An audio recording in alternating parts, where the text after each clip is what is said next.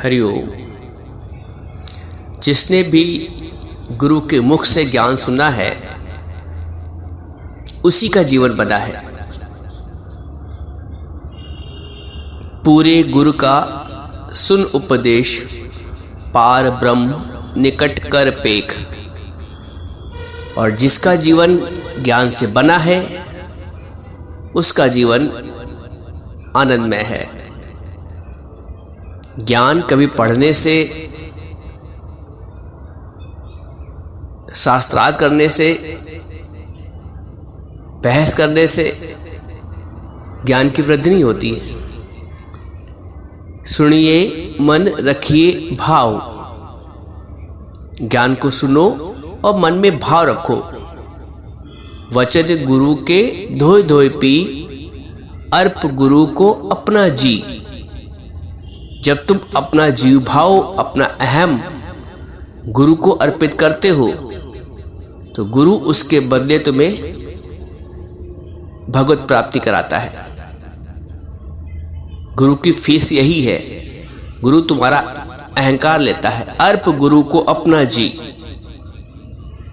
बिना अर्पण किए हुए अपना जीव भाव का, अपने अहंकार का ज्ञान नहीं लग सकता है। ज्ञान मीन्स परमात्मा। ज्ञानी होने का मतलब होता है परमात्मा में जीवन बन जाए।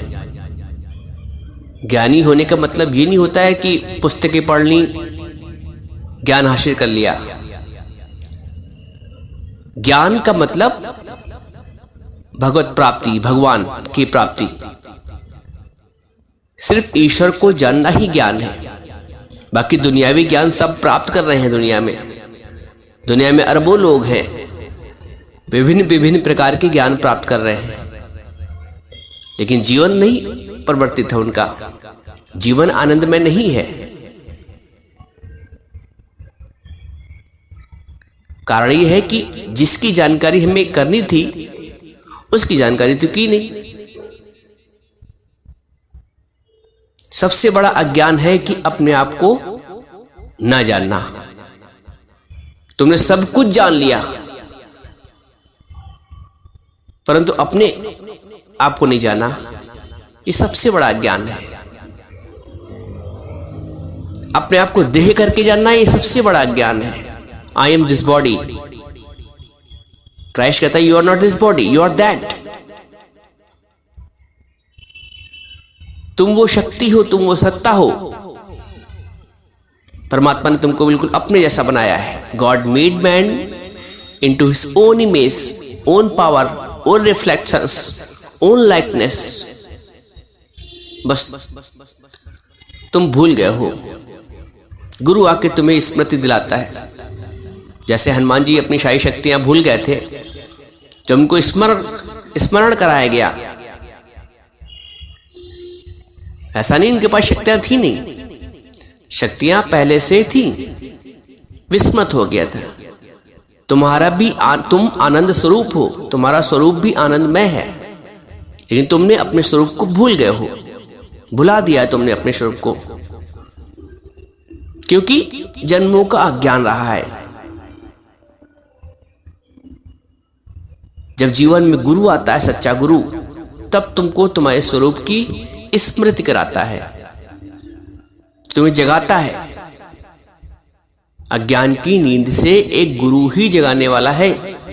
बाकी दुनिया में हर आदमी तुम्हारा अज्ञान बढ़ा रहा है, तुम्हारा ईगो बढ़ा रहा है, तुम्हारा अहंकार बढ़ा रहा है और तुम उसमें खुश हो रहे हो।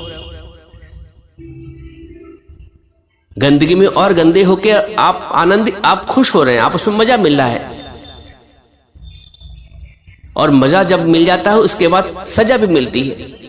आज किसी ने मान कर लिया तो बहुत खुश हो गए, और कल उसी ने मुंह घुमा लिया तो तुम दुखी हो गए। आज बहू नई नई आई, तुम्हारा सेवा सत्कार कर रही है, तुम बड़े खुश हो। कल अगर नहीं पूछेगी तो तुम उतने ही दुखी हो जाओगे। तो ज्ञानी का जीवन समरस है। ना आनंद में आनंदित होता है, बाहर के सुखों से सुखी होता है, ना बाहर के दुखों से दुखी होता है। वो बोलता मान अपमान भी हर लो मेरा, भगवान से कहता है। न मुझे मान की चिंता न अपमान की चिंता है। तुम्हें मान में तुम्हारा छाती फूल जाती है और अपमान ऐसा होता है कि लगा गुब्बारे से हवा निकल गई, बिल्कुल फेस ही सूरत बदल जाती है। अपमान होता है, भाई फलाने ना मुझे बहुत बुरा कहा उसने मेरे लिए, तुम वहीं से तुम्हारा सारा जो मजा था वो किरकिरा हो गया। ज्ञानी समरस रहता है, ज्ञानी समझता है कि जो मान हुआ वो भी शरीर का हुआ और अपमान हुआ वो भी शरीर का हुआ, और गुरु ने कहा है तुम शरीर हो नहीं। जब मैं शरीर ही नहीं हूं तो मान और अपमान की चिंता किस बात की। ना मैं मन ही रहा ना मैं तन ही रहा, सतगुरु मिलने से झगड़ा खत्म हो गया। एक भजन है प्यारा सा, ना मैं मन ही रहा ना मैं तन ही रहा। गुरु हमें मन और तन के भाव से ऊपर उठाता है, जो एक्चुअल में जो शाश्वत रूप से अपना स्वरूप है। हमने ऊपर से एक लबादा ओढ़ रखा है, उस लबादे ने इतना परेशान करा, एक झूठ का लबादा जो आज है कल नहीं रहना है। उस झूठ ने इतना परेशान कर रखा है। छोटी छोटी बातों में परेशान, छोटी छोटी बातों में विक्षेप। विक्षेप इसीलिए आता है कि तुम्हारी इच्छाएं पूरी नहीं होती हैं। विक्षेप का सिर्फ एक कारण है कि इच्छाओं का पूरा ना होना, मन के मुताबिक चीजें ना होना। जरा सा मन के खिलाफ कुछ हुआ, तुम्हारी कही के विपरीत हो गया, तुम्हारा पारा हाई। तो इच्छा ने ही तुम्हें दुखी किया है। तुमने बहू से कहा ये साड़ी पहन लो और बहू ने अपनी मर्जी की पहन ली, बस तुम उसी में ही। तुमने बेटे से कहा कि इतने बजे तक आ जाना, वो आधा घंटा लेट हो गया, तुम इतने में ही खफा। भाई मेरी मर्जी से चलना चाहिए। मर्जी रखोगे तो एक बहुत बड़ा मर्ज बन जाएगा। मर्जी का मर्ज तुम्हें इतना बीमार कर देता है कि लोग डिप्रेशन में चले जाते हैं।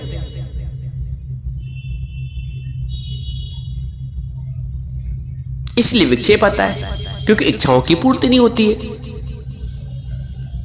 ज्ञानी को कोई इच्छा ही नहीं है।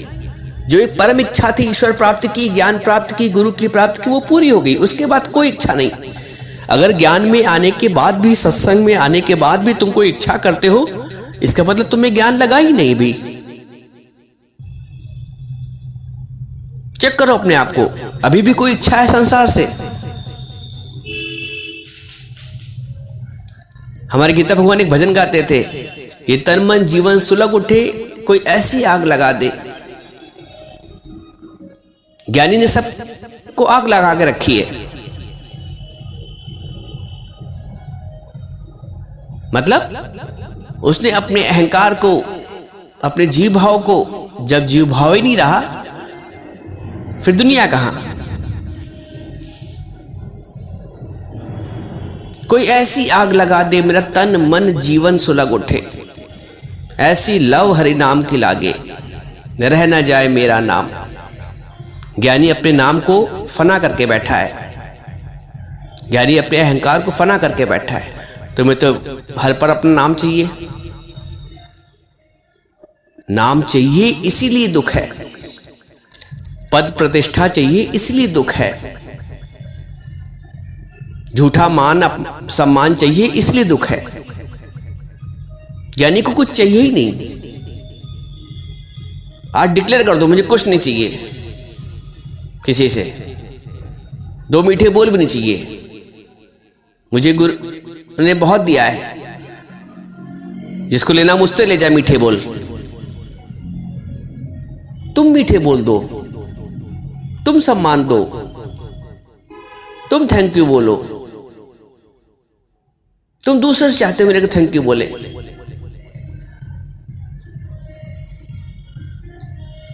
तुम दूसरे चाहते कोई मेरा मान करे, मुझे पूछे तो। अरे तुम पूछो।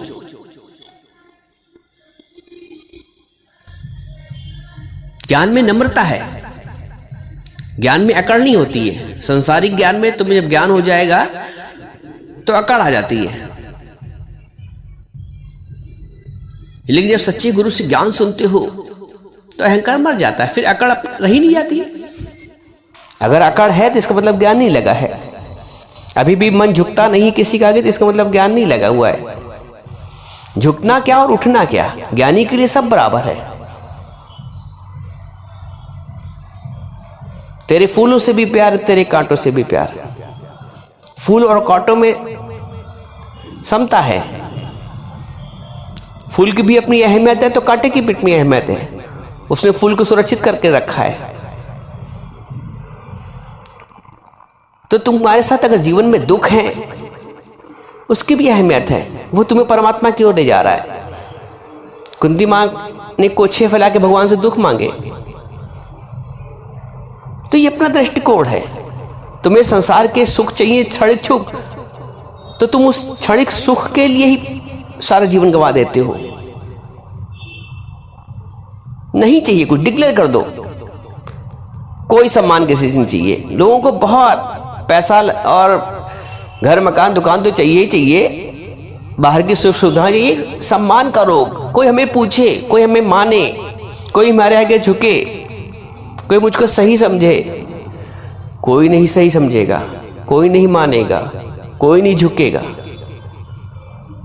इस बात की इच्छा ही खत्म कर दो। देखो कैसा सुखी होते हो। तुम्हें बहू नहीं पूछती, तुम बहू को पूछ लो एक गिलास पानी, देखो कितना आनंद आता है।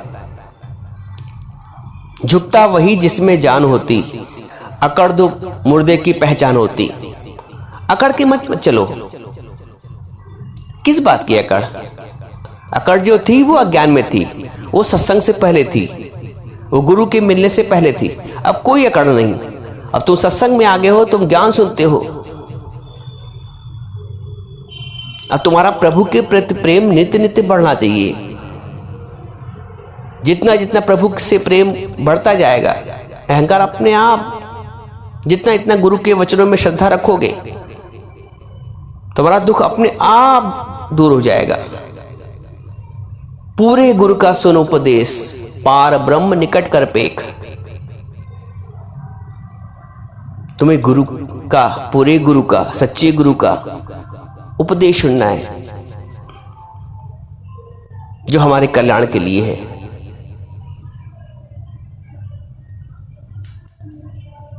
अब वो समय आ गया है फ्री होने का। छटपटाहट होनी चाहिए अंदर, कैसे मैं मुक्त हूं, कैसे आजाद हूं अपने दुखों के बंधन से, अपने अहंकार के बंधन से, अपने विकारों के बंधन से। विकार ऐसा बांधे हुए हैं कि जिसे तुम सुख भी कह रहे हो संसार में, वो सुख नहीं है, उसका परिणाम दुख ही है। सुख तो तुमको क्षण भर के लग जाएगा, लेकिन उसके पीछे जो उसका बैक साइड है वो तुम्हें दुख करता है। आज घर में शादी का माहौल है, सब कितना आनंद, कितने खुश। कल जब सब चले गए तो उतना ही दुख। तो ज्ञानी के लिए सब समान है।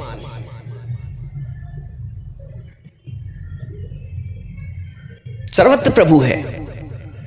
राजा जनक को जब ज्ञान हुआ तो उसने अपने अनुभव को बोला, अहो जन समूहे अपि न द्वैतम पश्यति मम। अहो जन समूहे अपि न द्वैतम पश्यति मम। बोलता जन समूह के बीच भी मुझे दूसरा दिखता ही नहीं है अपने सिवा। सर्वत्र मैं ही तो हूं। मैं मीन्स परमात्मा। जब हम, जैसे कबीर ने बोला नहीं, जब मैं था तब हरि नहीं, अब हरि है मैं ना। तो जब मैं मिट गया तो हरि रह गया।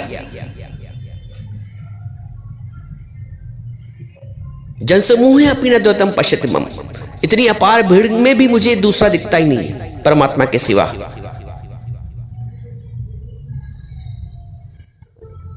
मुझे मेरी मस्ती वहां लेके आई जहां मेरे अपने सिवा कुछ नहीं है। ज्ञानी सर्वत्र अपने आप को देखता है, सर्वत्र अपने परमात्मा तत्व को देखता है। तुम दूसरा देखते हो इसलिए दुखी हो। जब तक दूसरा देखोगे दुखी होते ही रहोगे। जब तक दो का भाव है तुम दुखों के द्वंद्वी जोड़ों से मुक्त नहीं हो सकते हो। लेकिन ज्ञानी ने अपने आप को गुम कर रखा है, अपनी मैं को गुम कर रखा है। अर्प गुरु को अपना जी, उसने गुरु को अपना जी, अपना जीव भाव, अपना अहंकार अर्पण कर रखा है, इसलिए उसका दुख नहीं। जब कोई चीज मेरी है और मेरे से दूर जाएगी तो दुख होगा। मेरी है ही नहीं ना, मैं हूं तो सारे विकार हैं, मैं ही नहीं हूं तो विकार कैसे। अभी समझो अपने आप को, जानो अपने आप को, उस ईश्वरीय सत्ता से एकाकार हो।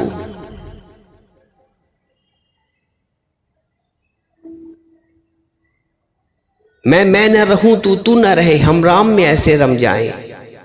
पानी में मिले जैसे नमक डली, हम राम में ऐसे रम जाएं।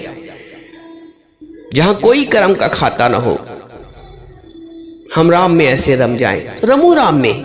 अब समय आ गया है। बहुत जन्म बिछड़े थे माधव, ये आज का बिछोड़ा नहीं है भगवान से, बहुत जन्म के बिछोड़ा है। बहुत जन्म बिछड़े थे माधव, अब ये मनुष्य का आखिरी जन्म है। बहुनाम जन्म नाम अंते, ज्ञानवान माम प्रपद्यते, भगवान बोलते हैं अर्जुन से। बहुत जन्म से बिछड़े थे, अब इस जन्म में, मनुष्य जन्म में भगवान से एकाकार होना है।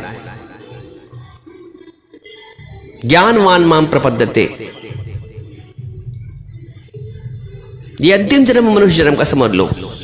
अब चूके तो फिर 84 के चक्कर में।